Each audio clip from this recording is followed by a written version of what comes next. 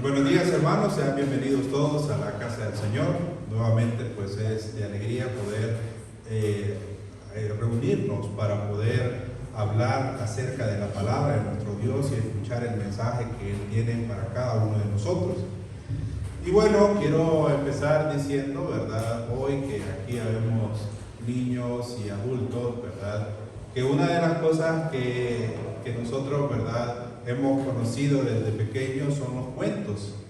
Ustedes saben, ¿verdad?, que los niños, ¿verdad?, escuchan cuentos y nosotros los hemos escuchado y también los hemos contado, ¿verdad? Y uno de los cuentos más populares que hay es, ¿verdad?, el cuento de la Caperucita Roja. Ustedes seguramente se están sonriendo porque ya saben cómo va el cuento, ¿verdad? Y quiero hacer, hermanos, hincapié en una cuestión, ¿verdad?, que estos cuentos tienen lecciones para nosotros. Y esas lecciones, hermanos, es para que nosotros no caigamos en ciertos peligros que hay. Por ejemplo, ¿verdad?, en este cuento de la Caperucita Roja, nosotros sabemos que hay un peligro de que alguien es suplantado, ¿verdad? Y es, ¿verdad?, que el lobo, como el personaje del lobo, quiere, ¿verdad?, suplantar a la abuelita para poder devorar a Caperucita Roja, ¿verdad? Esa es la intención del lobo. Y fíjense que para poder lograrlo, el lobo hace varias cosas. El lobo viene y llega a la casa de la abuelita, ¿verdad?, y se la come, ¿verdad? Y luego de que hace eso, toma el lugar de ella y se pone sus ropas y finge ser ella. Cuando Caperucita Roja llega ahí donde está el lobo, resulta que Caperucita, ¿verdad?, toca la puerta y llama a la abuelita. Como la abuelita está siendo suplantada, es el lobo quien habla en lugar de la abuelita, y Caperucita de inmediato identifica que la voz no es la voz de la abuelita. Sin embargo, vemos nosotros que en el cuento el lobo dice, ¿verdad?, que si es ella, que si es la abuelita, solo es que está mal de la garganta. Luego, nosotros podemos ver, hermanos, que aparte de eso, ¿verdad?, cuando Caperucita empieza otra vez, ¿verdad?, a sacar y a entregar el regalo que le envió la mamá a la abuelita, ¿verdad?, Caperucita se da cuenta de que hay otras diferencias, no solo en la voz. Y entonces ya sabemos nosotros que Caperucita le dice: oye, abuelita, pero qué piernas tan largas tienes. Y entonces dice: oh, es para correr mejor. Y le dice: abuelita, pero qué brazos tan largos tienes, son para abrazarte mejor, le digo. Y después Caperucita nota otra diferencia y dice: oh, pero qué boca tan grande tienes. Y el lobo dice: son para comerte mejor. Y entonces se la come de un solo bocado. Imagínense ustedes, hermanos. Ahora, este cuento tiene una lección, hermanos, y esa lección es que nosotros debemos identificar las características de los impostores, de las personas que se hacen pasar por otros. En este caso era el lobo el que se estaba queriendo hacer pasar por la abuelita, con un objetivo, y el objetivo era devorar a la Caperucita. Y lo logró en el cuento, la devoró. Entonces, nosotros vemos, hermanos, que esta lección es muy importante para los niños, pero también es importante para nosotros. El que cuenta este cuento también tiene que aprender estas lecciones. Que hay que identificar, hermanos, hay que identificar las características de los impostores, pero también hay que actuar en contra de los impostores. Porque Caperucita identificó las características del lobo, pero no actuó, ¿verdad? No salió corriendo en ese momento. Y es muy importante, hermanos, esto. Así que nosotros vamos, hermanos, a a ver en este día que Judas, en su epístola, nos da, hermanos, las señales de los falsos maestros. ¿Cuáles son sus características? ¿Cuáles son, verdad, aquellas cosas que pueden hacerlos evidenciar y los ponen al descubierto? Haciendo uso, Judas, de la caracterización, del contraste y de la comparación, para que los falsos maestros sean fácilmente identificados por los creyentes y contrarrestados para que hagan prevalecer el mensaje del Evangelio. Repito, Judas en su epístola nos indica cuáles son las señales de los falsos maestros, declarando las evidencias que los ponen al descubierto, haciendo uso de la caracterización, el contraste y la comparación, para que podamos identificar fácilmente a los falsos maestros y que podamos contrarrestarlos para que hagamos prevalecer el Evangelio. Así que hoy, hermanos, estaremos discutiendo este tema, que es descubriendo a los falsos maestros. Y vamos a ir entonces, hermanos, a la palabra de Dios, al libro de Judas, y vamos a dar lectura a los versículos 8 al 10. Busquemos, hermanos, en las Sagradas Escrituras la epístola de Judas y leamos los versículos 8 al 10.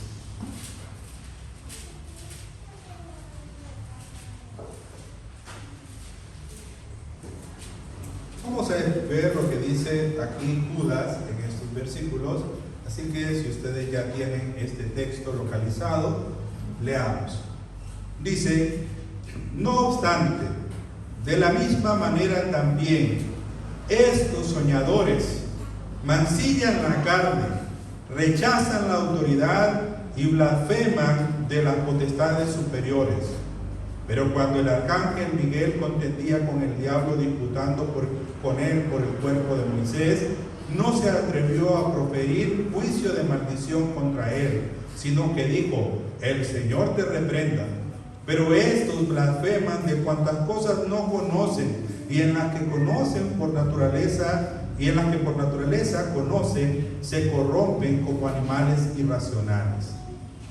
Judas, hermanos, está en este breve relato diciéndonos cuáles son las características principales de los falsos maestros y cuáles son las diferencias que hay con los que temen a Dios.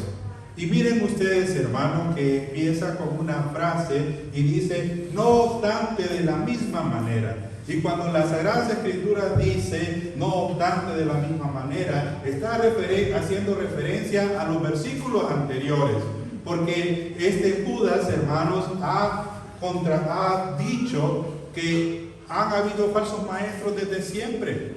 En la antigüedad, cuando Lot, ¿verdad?, estaba en medio de Sodoma y Gomorra, ahí había personas que se rebelaron en contra de la palabra de Dios.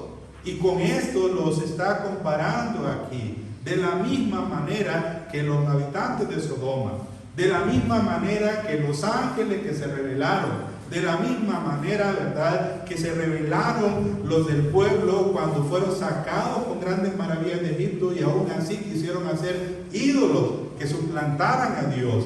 De la misma manera que ellos, hoy en las iglesias había falsos maestros que querían entrar allí y destruir las iglesias.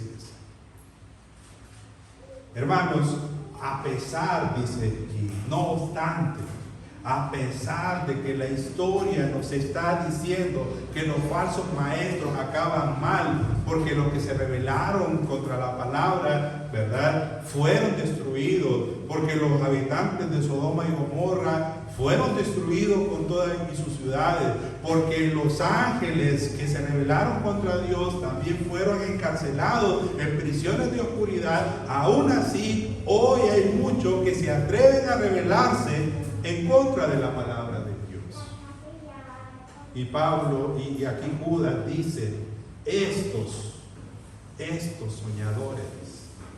Estos soñadores, imaginen, hermanos, Pablo se está refiriendo a ellos como una cantidad, ¿verdad? Que son más de uno, es plural, ¿verdad? Dice esto.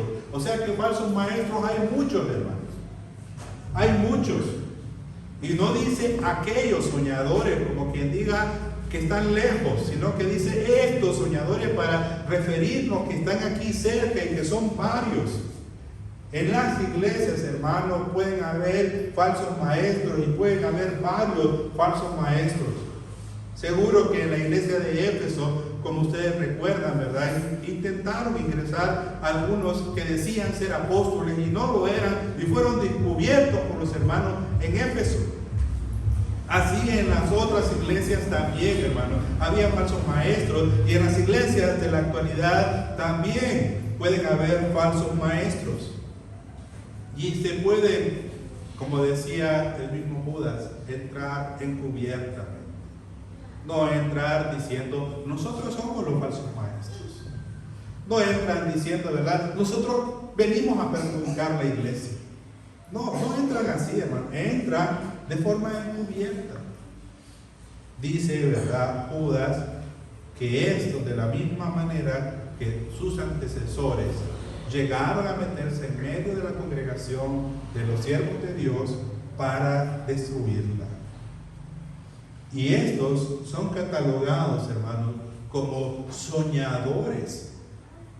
De nuevo, cuando nosotros leemos el capítulo 13 del libro de Deuteronomio y leemos los versículos del 1 al 5, nos damos cuenta, hermanos, que así eran los falsos profetas. Decían, soñé, ¿verdad? Y lo ponían como si fuera palabra de Dios y no era la palabra de Dios. Estos falsos maestros también, hermanos, vienen, ¿verdad? Basados en su propia autoridad, en la autoridad que les da sus propias experiencias. Hoy día ustedes ven muchas iglesias, ¿verdad?, que se basan no por la palabra de Dios, sino que vienen y dicen las personas, ¿verdad?, yo tuve un sueño, ¿verdad?, yo tengo un testimonio que dar, y ponen estas cosas antes de la palabra de Dios. Sus sueños, sus revelaciones, les dan mucha importancia al hablar en lenguas, porque ellos creen que de esa forma van a tener revelación, pero a su propia conveniencia. Cuidado con ellos. Pero la Biblia nos enseña a través del libro de Judas que estos, que son muchos, que estos que están cerca, que estos que siguen las señales de sus predecesores, que estos que se basan en su propia autoridad, son caracterizados por las siguientes acciones. Leamos el verso 8 nuevamente y dice: no obstante, de la misma manera, también estos soñadores mancillan la carne, rechazan la autoridad y blasfeman de las potestades superiores. Tres cosas que hacen, hermanos: mancillar, rechazar y también ellos blasfeman. Tres cosas que hacen. Y vamos a ir viendo cada una de estas cosas en lo que vamos pasando, hermanos. Primero veamos qué es esto de mancillar la carne. Lo que hacen ellos es algo que ponen en evidencia y que ellos tratan de hacer que la iglesia haga lo mismo: mancillar la carne. La palabra mancillar, hermanos, es una palabra que indica manchar, ensuciar, que indica afear. ¿Afear qué? Un trozo de ropa, por ejemplo, ¿verdad? Si a usted le dan un lienzo nuevo y blanco y le dicen arruínenlo, usted piensa, hermanos, en echarle allí, ¿verdad?, grasa, por ejemplo, que es una cosa que es súper difícil de sacar, o lo mancha con remolacha, ¿verdad?, que también es otra cosa que es difícil de sacar. Y ¿saben qué? ¿Verdad? Aquel lienzo blanco que a usted le dieron ya nunca va a ser el mismo, porque va a estar manchado. Y lo que hacen los falsos maestros es que tratan de dañar de afear la carne. Tratan de quitar la pureza que Dios pide de sus hijos. ¿Cómo puede ser esto, hermano? ¿Cómo se puede manchar o cómo se puede mancillar la carne? Hermanos, el antecedente que nos dice aquí Judas es el antecedente de Sodoma y Gomorra. En Sodoma y Gomorra, hermanos, era tan grande el mal que había mucha homosexualidad, pero había toda clase de perversiones, fornicaciones, hermanos, abundaban allí en Sodoma y Gomorra. Las fornicaciones, las perversiones, la lujuria, eran cosas, hermanos, que en Sodoma y Gomorra eran el pan de cada día, de tal forma que este pecado subió hasta los cielos y provocó la ira de Dios. Los falsos profetas y los falsos maestros enseñan que estas cosas, hermanos, son cosas normales del cuerpo. Había un filósofo en la antigüedad cuyo nombre era Platón. Y fíjense que Platón tenía un dicho, y era que el alma estaba prisionera en el cuerpo, y que el cuerpo era la prisión del alma, y que el cuerpo era malo, hermanos.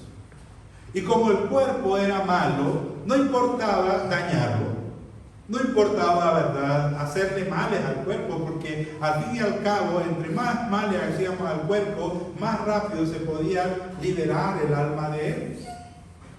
Estos falsos maestros traen un pensamiento similar. ¿Para qué va a estar cuidando el cuerpo? Haga lo que usted quiera, peque si quiere. De todos modos, Cristo ya pagó por todos los pecados. Así que podemos pecar libremente y no hay ningún problema. Sin embargo, hermanos, la palabra de Dios dice: sed santos porque Dios es santo.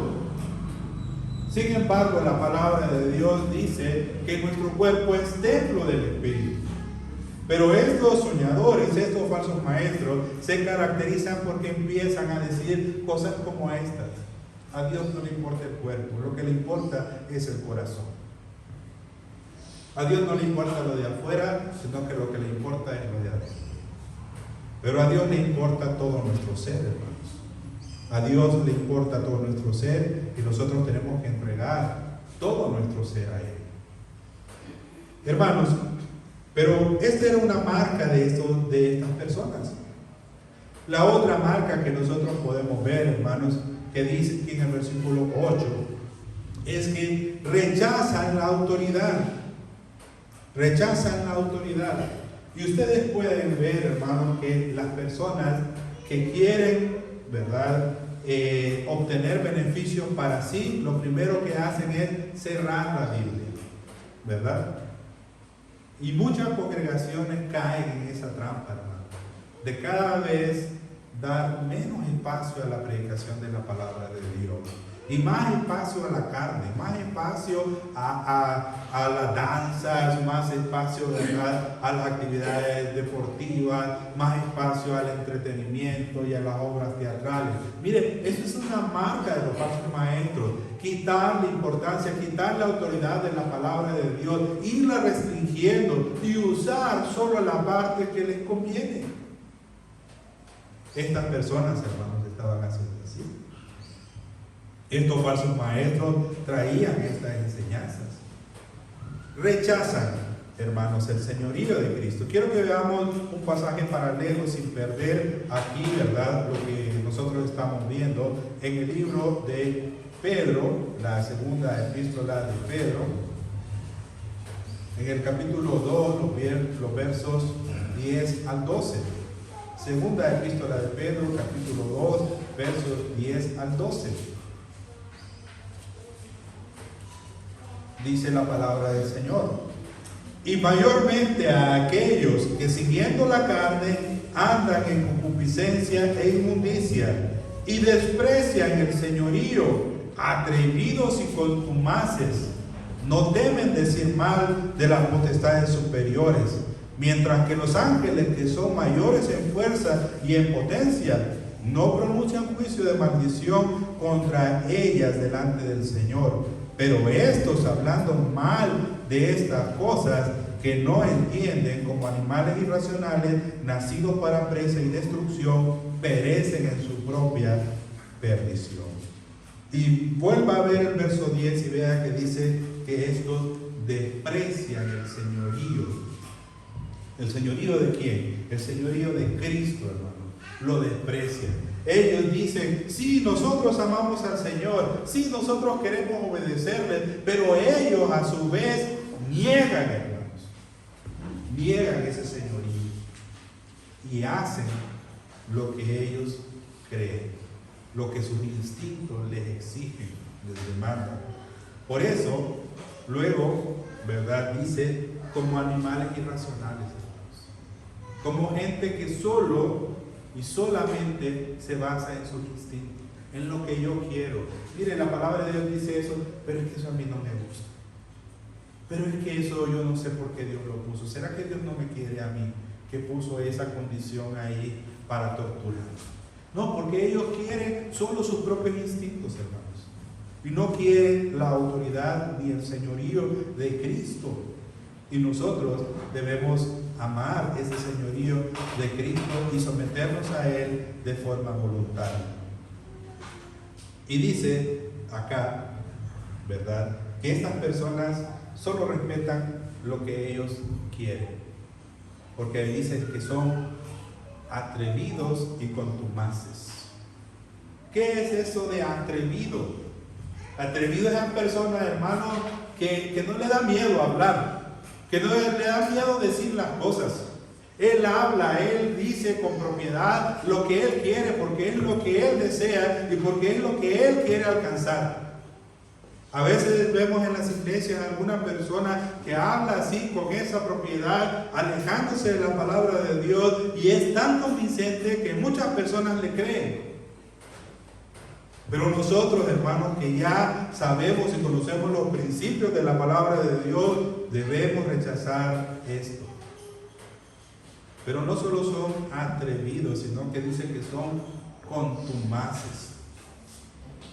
Contumaces, hermanos, quiere decir que ellos hacen todo por lograr lo que ellos quieren. Yo quiero, ¿verdad?, que logremos esto. Yo quiero que dejemos esto atrás y que ahora se haga lo que yo digo. Así son los falsos maestros, hermanos. Son atrevidos. Ellos van, ¿verdad? Ellos hablan descaradamente. Ellos hablan, ¿verdad?, sin ningún tipo de restricción. Pero también, hermanos, tienen la decisión para ir y llegar hasta alcanzar lo que ellos quieren. Cuando aquellos hombres, ¿verdad?, empezaron a hablar allá a los Gálatas de que tenían que circuncidarse, hermanos, ustedes no crean que ellos tímidamente estaban diciendo a los Gálatas que se circuncidaran. No, ellos exigían que los Gálatas se circuncidaran.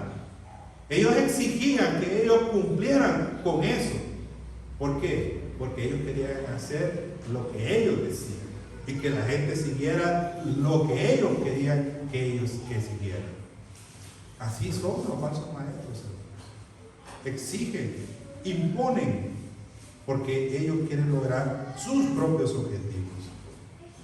Y dice luego acá, la otra característica es la blasfema de las potestades superiores.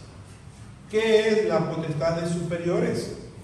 Recuerdan ustedes, ya vimos en el libro de los Efesios y estudiamos, ¿verdad?, que no tenemos lucha contra sangre y carne, sino contra principados, contra potestades, contra huestes espirituales de maldad en las regiones celestes. Esas son las potestades, hermanos. Los ángeles caídos, Satanás, son las potestades de las que está hablando acá. Y hoy día, hermanos, nosotros hemos visto cómo han surgido tantos maestros que hablan con una propiedad de aplastarle la cabeza al diablo. Y hasta canciones, ¿verdad?, hay de machacarle la cabeza al diablo. Y la gente, hermanos, habla con una seguridad, con una propiedad de cosas que no conocen, dice Judas. Mira el versículo 10. Pero estos blasfeman de cuantas cosas no conocen. Hermanos, dice esta gente que es así, que es atrevida, esta gente que es así, que es decidido a hacer lo que ellos quieren, hablan cosas, maldiciones en contra de potestades superiores, cosas que no conocen. ¿Y sabe qué? Dice Judas acá, y hace un gran contraste, hermanos. Pero el arcángel Miguel, que es un príncipe entre los ángeles, no es cualquiera. Cualquier ángel es superior a nosotros, hermanos, en fuerza. Cualquier ángel es superior a nosotros, ¿verdad?, en alcance. Pero, hermanos, dice que aquí nos va a dar un ejemplo de uno que no solamente es un ángel, sino que es un arcángel, que es un príncipe entre los ángeles, más poderoso aún que otros ángeles. Y mire lo que dice el versículo 9. Pero cuando el arcángel Miguel contendía con el diablo, disputando con él por el cuerpo de Moisés, no se atrevió a proferir juicio de maldición contra él, sino que dijo: el Señor te reprenda. Consideremos solo un momento quién era Miguel, hermanos. Miguel, un arcángel, un príncipe de Dios, capaz de luchar contra Satanás y de vencerlo. Este era Miguel. Pero vemos nosotros las circunstancias del encuentro. Miguel, hermanos, estaba allí comisionado por Dios. Dios lo había mandado para que trajera el cuerpo de Moisés y que Dios pues iba a enterrarlo donde él dijera. Y en el camino de que el arcángel Miguel iba a cumplir esa tarea encomendada por Dios, hermanos, se aparece Satanás, reclamando él el cuerpo de Moisés y oponiéndose a que Miguel realizara la tarea que Dios le había encomendado. Miguel pudo haberse enojado, hermanos, en ese momento, porque le hubiera dicho: quítate de aquí, ¿verdad, diablo, que Dios me mandó a mí. Miguel pudo haber proferido un montón de maldiciones, ¿verdad?, basado en que él tenía una orden de Dios. Pero Satanás se le oponía y aparte de esto, hermanos, dice que contendía, que se puso a pelear con Miguel. Bueno, uno a las palabras, de repente uno puede mantener un poco de la tranquilidad, ¿verdad? Pero ya cuando hay combate por medio, hermanos, las emociones y la adrenalina pueden hacer que uno diga cosas que uno se puede arrepentir después de ello. Pero ¿saben qué?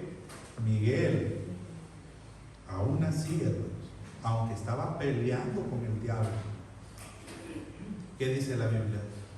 No se atrevió a proferir juicio de maldición. No se atrevió. ¿Por qué? Porque el diablo, ¿verdad? Simplemente porque el diablo era el diablo. No, hermano, no simplemente por eso, sino porque Jehová dice: mía es la venganza, yo pagaré. ¿Verdad? Usted lo puede leer y lo verá en el libro de Romanos. Si quieren, vamos ahí, hermanos. Libro de Romanos, capítulo 12, verso 9. Romanos, capítulo 12, verso 9. Dice ahí las sagradas 12, 19, las sagradas escrituras. No os venguéis vosotros mismos, amados míos, sino dejad lugar a la ira de Dios, porque escrito está: mía es la venganza, yo pagaré, dice el Señor. No le correspondía a Miguel juzgar al diablo, hermanos, y no nos corresponde a nosotros. El diablo ya ha sido juzgado, pero no ha sido juzgado ni por usted, ni por mí, ni por ningún ángel. El diablo ya ha sido juzgado por Dios, porque el Señor dice: mía es la venganza, yo pagaré. Hermanos, nosotros podemos ver que estos falsos profetas desprecian estas cosas que no conocen. Pero alguien tan grande como el arcángel Miguel no se pasó a la autoridad de Dios, ni blasfemó. No lo hizo, hermanos. No maldijo a Satanás, sino que hizo lo correcto. Dijo: el Señor te reprende. Le dio, hermanos, el lugar que le correspondía a Dios. Es Dios el que tiene que reprender. Es el Dios el que tiene que pagar, el que tiene que dar el castigo. Es Dios. Entonces, hermanos, en esta mañana nosotros hemos visto las características que Judas nos ha enseñado acerca de los falsos maestros. Vacían la carne, rechazan la autoridad y blasfeman de las potestades superiores. Como sus antecesores, los falsos profetas hacen lo mismo. Y a pesar de esto, de que ellos saben que van camino a la destrucción, lo hacen. Hermanos, dice, vienen a ser como animales irracionales. Dice Pedro, animales de presa. Los animales de presa, hermanos, van por la selva, por el camino, por el Serengeti, y de repente el león viene y los devora. Y ese es el pago de ellos, la destrucción. Sin duda, hermanos, Dios destruirá a todo aquel que se levante en contra de su palabra. Y Él emitirá ese juicio, no nosotros, hermanos. Así que, en conclusión, nosotros debemos mantenernos vigilantes, hermanos. Aprender a diferenciar estas características de los falsos maestros para no dejar que ellos blasfemen en contra del mensaje del Evangelio de nuestro Señor Jesucristo. Para que ellos, hermanos, no nos aparten del camino de nuestro Dios. Debemos entonces, hermanos, como iglesia, estar vigilantes de estos peligros. Ya sabemos, porque hemos estudiado cuáles son las características y podemos descubrirlos. Y podemos luchar contra ellos por el Evangelio. Y nosotros, hermanos, debemos expulsarlos de las congregaciones, porque estas personas buscan sus propios deleites y sus propios fines. Nosotros debemos mantener la santidad y la pureza del Evangelio. Leamos Apocalipsis 2:2. Apocalipsis capítulo 2, verso 2. Dice la palabra del Señor: yo conozco tus obras y tu arduo trabajo y paciencia, y que no puedes soportar a los malos, y has probado a los que dicen ser apóstoles y no lo son, y los has hallado mentirosos. Como la iglesia de Éfeso, hermanos, nosotros debemos ser capaces de hallar mentirosos a los falsos maestros, por amor al Evangelio y por amor a Dios. Miren Cristo, hermanos. Cristo nos dará el reconocimiento. Él dice: yo conozco tus obras y yo conozco que tú hiciste esto, descubriste a los falsos. Si nosotros descubrimos a los falsos, Dios, hermanos, reconocerá nuestra labor. Si nosotros defendemos el Evangelio, Dios reconocerá nuestra labor. Gracias, hermanos, por su atención. Espero que haya sido de bendición para todos.